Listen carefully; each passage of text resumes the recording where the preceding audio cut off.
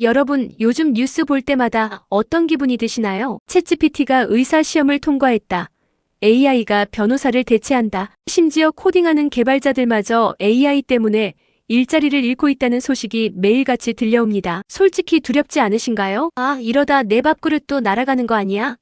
하는 불안감 말입니다. 그런데 말입니다. 우리가 AI가 뺏어갈 일자리에만 신경 쓰며 불안에 떨고 있을 때 누군가는 그 AI를 통해 상상도 못할 어마어마한 부를 축적하고 있습니다. 엔비디아, 마이크로소프트, 오픈 AI 같은 거대 빅테크 기업들만의 이야기가 아닙니다. 바로 우리나라 대한민국의 이야기입니다. 최근 청와대 정책실장이 아주 폭탄 같은 발언을 했습니다. 단순한 정치적 수사가 아닙니다. 우리의 통장 잔고, 우리 아이들의 미래가 걸린 거대한 패러다임의 전환을 예고했습니다. 바로 AI 국민 배당금제입니다. AI가 벌어들인 돈을 특정 대기업이나 재벌이 독식하는 게 아니라 대한민국 국민 한 사람 한 사람의 통장에 꽂아주겠다는 구상입니다. 에이, 또 선거철 다가오니까 돈 뿌린다는 포퓰리즘 아니야? 라고 생각하셨다면 오늘 영상 정말 끝까지 보셔야 합니다. 왜냐하면 이것은 단순한 복지 정책이 아니라 대한민국이 자본주의의 룰을 새로 쓰는 역사적인 순간이기 때문입니다. 지금부터 여러분이 단 한 번도 들어보지 못한 지갑으로 들어올 미래의 돈에 대한 진짜 이야기를 시작하겠습니다. 이야기를 풀기 위해 시간을 딱 3년 전으로 돌려보겠습니다. 2021년과 2022년 기억하시죠? 이른바 반도체 슈퍼사이클이었습니다. 삼성전자와 SK하이닉스가 분기마다 역대 최대 실적을 갈아치우고 주가는 하늘 높은 줄 모르고 치솟았습니다. 이때 나라 곳간에 얼마나 많은 세금이 들어왔는지 아십니까? 정부가 예상했던 것보다 수십조 원의 세금이 더 거쳤습니다. 이른바 초과세수 사태였죠. 나라에 돈이 넘쳐났습니다. 그런데 여러분, 그 수십조 원의 돈잔치 속에서 여러분의 삶은 얼마나 나아지셨나요? 여러분의 통장에 그 호황의 낙수 효과가 떨어졌나요? 냉정하게 말해서 대부분의 국민은 그 돈이 어디로 갔는지 어떻게 쓰였는지조차 모릅니다. 치솟는 물가와 금리 속에서 빚 갚기 바빴을 뿐이죠. 청와대 김용범 정책실장은 바로 이 뼈아픈 과거를 지적했습니다. 반도체 호황기 때의 초과세수는 사전에 설계된 원칙 없이 그때그때 소진되었다. 맞습니다. 원칙이 없었습니다. 땜질식 처방으로 정치적인 이유로 이리저리 쪼개져 흔적도 없이 증발해버린 겁니다. 그런데 지금 그때와는 비교도 안 될 거대한 해일이 밀려오고 있습니다. 바로 AI 인프라 호황입니다. AI는 단순한 소프트웨어가 아닙니다. AI를 돌리기 위해서는 엄청난 양의 메모리 반도체가 필요하고 전력을 쏟아부을 데이터 센터가 필요하고 초고속 통신망이 필요합니다. 전 세계에서 이 모든 인프라를 동시에 공급할 수 있는 나라 어디일까요? 미국, 중국? 아닙니다. 이 모든 톱니바퀴가 완벽하게 맞물려 돌아가는 곳은 사실상 대한민국이 유일합니다. 우리는 지금 구조적인 초강력 호황의 한가운데로 빨려 들어가고 있습니다. 앞으로 국가에 거칠 초과 세수의 규모는 과거 반도체 사이클 때와는 단위 자체가 다를 것입니다. 만약 이번에도 이 거대한 부를 2년 전처럼 원칙 없이 허공에 날려버린다면 어떻게 될까요? 우리는 AI 시대의 주인이 되는 대신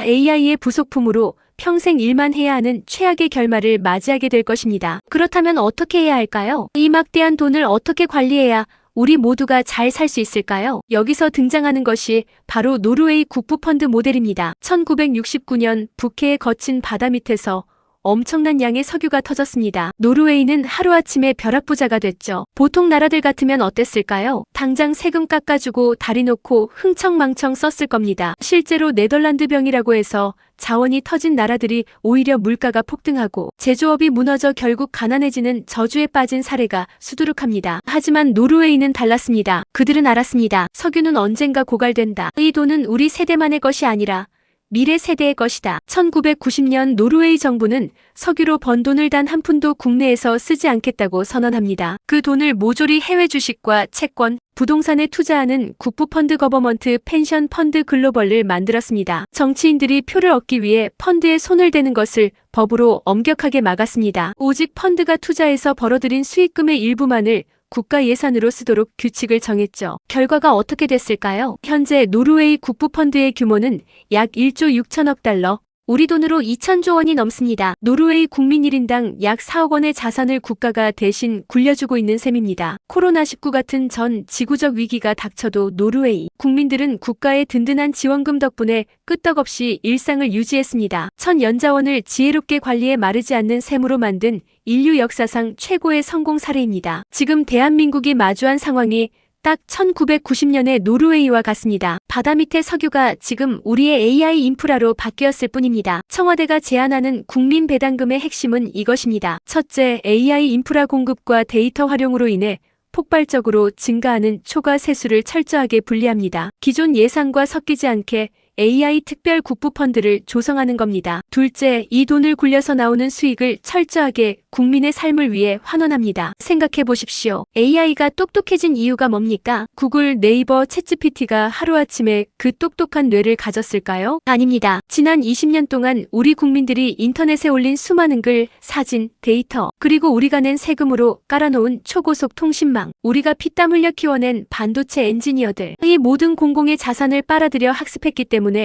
AI가 돈을 버는 것입니다. 그렇다면 AI가 창출한 부의 일부는 당연히 데이터를 제공하고 인프라를 깐 국민 모두에게 돌아와야 맞습니다. 특정 빅테크 기업이나 재벌의 노력만으로 만들어진 결과물이 아니라는 뜻입니다. 이 배당금은 어떻게 쓰일 수 있을까요? 단순히 매달 10만 원씩 통장에 꽂아주는 기본소득이 될 수도 있습니다. 하지만 더 큰 그림을 그릴 수도 있죠. 지방 소멸을 막기 위해 농어촌 거주자 특별 배당금으로 사용할 수도 있고, 청년들이 실패를 두려워하지 않고 창업에 도전할 수 있는 청년 혁신 자본으로 줄 수도 있습니다. 나이든 세대에게는 노령연금을 대폭 강화해 노후의 빈곤을 없애고, 젊은 세대에게는 AI 시대에 살아남을 수 있는 고가의 재교육 비용을 국가가 전액 지원할 수도 있습니다. 어디에 쓸 것인가는 앞으로 우리가 머리를 맞대고 정하면 됩니다. 중요한 것은 AI가 번 돈은 국민의 것이다라는 원칙을 지금 당장 법으로 못 박아야 한다는 사실입니다. 최근 데미스 하사비스, 알파고를 만든 구글 딥마인드 CEO가 한국을 방문해 대통령과 만난 자리에서 이렇게 말했습니다. AI 시대에는 기업이든 국가든 새로운 경제 모델이 필요하다. 전통적인 방식으로는 더 이상 버틸 수 없습니다. 부자는 AI를 소유해 더 천문학적인 부자가 되고, 보통 사람들은 일자리를 잃고 소외되는 디스토피아, 그 파국을 막을 유일한 해법이 바로 이 초과 이윤을 사회적으로 분배하는 시스템입니다. 한국은 전 세계에서 가장 역동적인 나라입니다. AI 인프라 생산 역량, 초고속 디지털 사회라는 압도적 강점과 함께 저출생, 고령화, 수도권 집중이라는 극단적인 위기를 동시에 겪고 있습니다. 전 세계가 앞으로 겪을 문제의 축소판이 바로 지금의 대한민국입니다. 만약 우리가 여기서 국민 배당금이라는 새로운 룰을 성공적으로 세팅한다면 어떻게 될까요? 대한민국은 단순히 수출 잘하는 제조업 국가를 넘어 AI 시대의 부를 인간의 삶으로 완벽하게 환원하는 전 세계 최초의 표준 국가가 될 것입니다. 전 세계가 한국의 펀드 모델을 배우러 올 것입니다. 이 거대한 가능성은 가만히 있는다고 저절로 실현되지 않습니다. 초과 세수가 안 생기면 어떡할 거냐는 비관론도 있을 겁니다. 포퓰리즘이라는 공격도 쏟아질 것입니다. 하지만 김용범 실장의 말처럼 아무 원칙 없이 이 역사적인 기회의 과실을 또다시 허공에 흘려보내는 것이야말로 정치와 국가가 할 수 있는 가장 무책임한 직무유기입니다. 여러분, 일자리를 뺏길까봐 불안해하지 마십시오. 판을 뒤집어야 합니다. 우리가 주주가 됩시다. 대한민국이라는 거대한 AI 주식회사의 당당한 주주로서 우리 몫의 배당금을 요구해야 할 때입니다. 여러분의 통장에, 그리고 우리 아이들의 통장에 AI 배당금이 찍히는 그날을 원하신다면 지금 바로 여러분의 생각을 댓글로 남겨주세요. 찬성도 좋고 더 날카로운 비판도 좋습니다. 여러분의 댓글 하나, 공유 한 번이 모여 거대한 여론이 되고, 그것이 결국 꼼짝 않던 정치인들을 움직이고 법을 바꾸게 될 것입니다. 부의 흐름을 꿰뚫는 진짜 지식, 다음 시간에도 가장 빠르고 날카롭게 준비해 오겠습니다. 지금까지 여러분의 든든한 통장 지킴이었습니다. 구독과 좋아요, 알림 설정 잊지 마시고 다음 영상에서 뵙겠습니다. 감사합니다.